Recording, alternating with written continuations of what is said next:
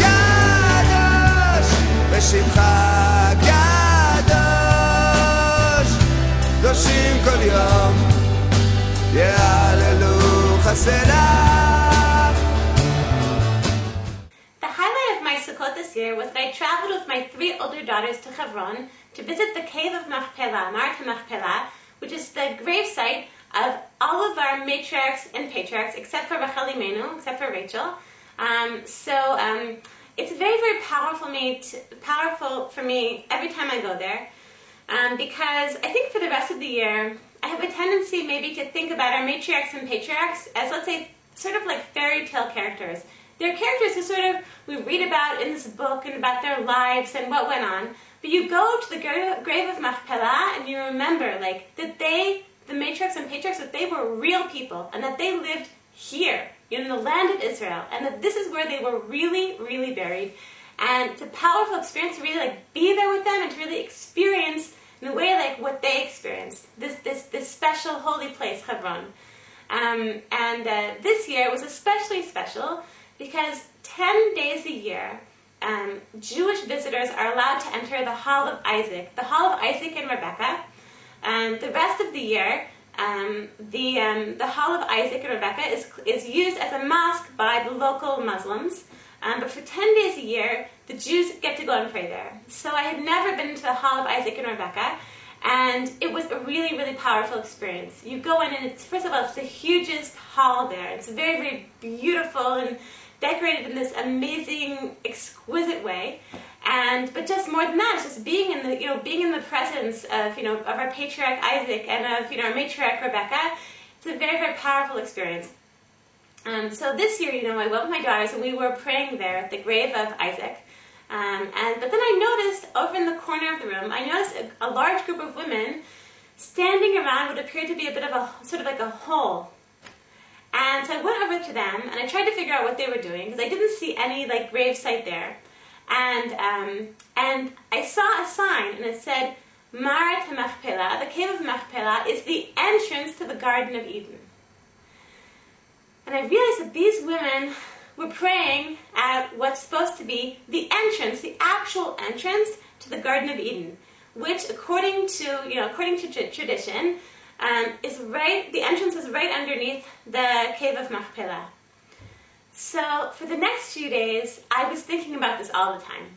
When I would be daydreaming in the sukkah or whatever, I would imagine what the Garden of Eden must look like. And it was sort of funny because I was sort of imagining it. I was sort of thinking, what's the Garden of Eden? The Garden of Eden is paradise. So what are my associations with paradise? I sort of imagine sort of this tropical paradise, with like these tropical lush green trees and grass and tropical flowers and then, beautiful bodies of water, streams and oceans and beautiful sunsets.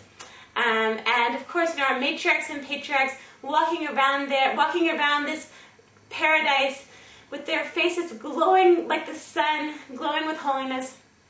And so basically what I was imagining was sort of like Abraham and Sarah meet Bali. That's sort of what I was imagining.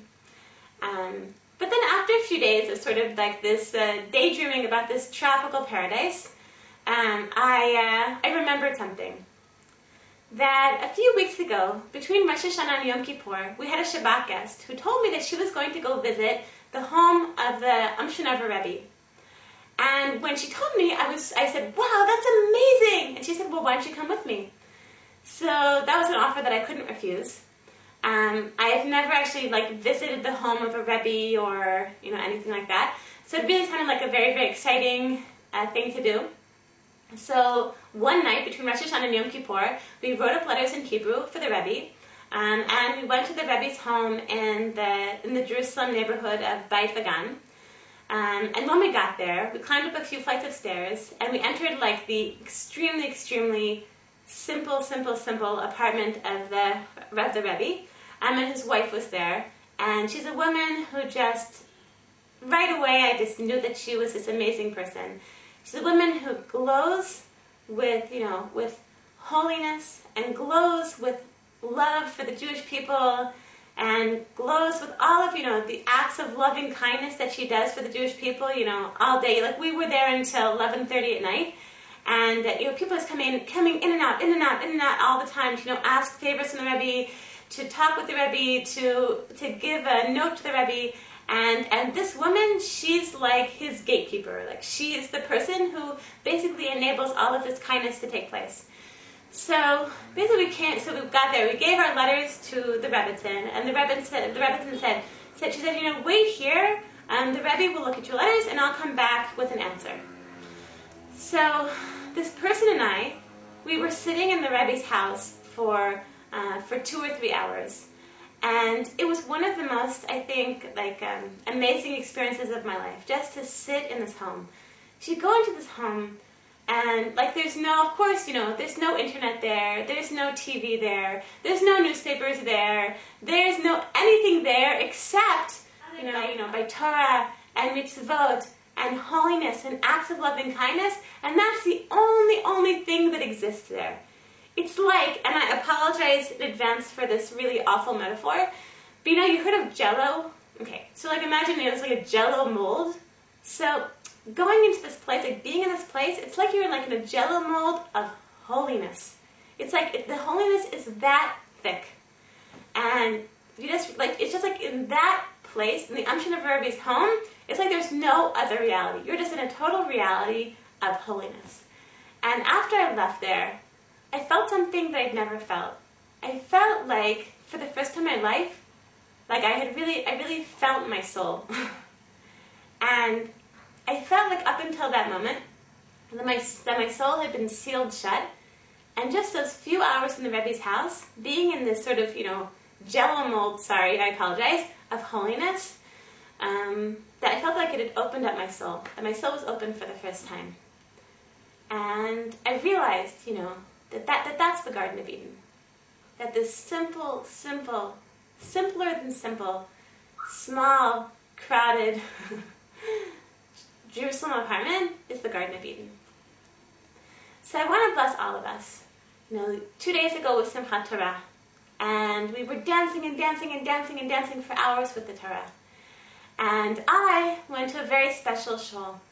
And the women also were dancing for hours and hours and hours, and singing and dancing with the Torah, for the Torah. And I looked around me on Simchat Torah, and I saw the women, the imas, the mothers of my neighborhood. And I realized that every single one of us, that we're really, mamash, dancing for the Torah the whole year long. That these mothers, these Jewish moms, the whole year long, we're sending our children to schools where they're learning Torah. We send out our husbands, even, at the end of a busy day, and we really need their help, we send them off to learn a little bit more Torah, to go to another class. And we, in the little bit of time that we have left, at the end of the day, at the beginning of the day, we make sure we learn, we try to learn some Torah. We're always trying to be learning more, to be growing in holiness. And so I want to bless all of us, that this year, that we Jewish moms, through, dancing the whole year for the Torah, that we should be able to transform our homes, so they are full, so the air is thick with Torah, and with mitzvot, and with prayer, and with acts of loving kindness, to the extent that, when we and our families, and all who enter our homes, when we enter our homes, that we should mamash feel like we're entering the Garden of Eden. I want to bless everyone with an amazing week and an amazing year. כי אתה קדוש, ושמך קדוש, קדושים כל יום, יהללוך הסלע, כי אתה קדוש, ושמך קדוש.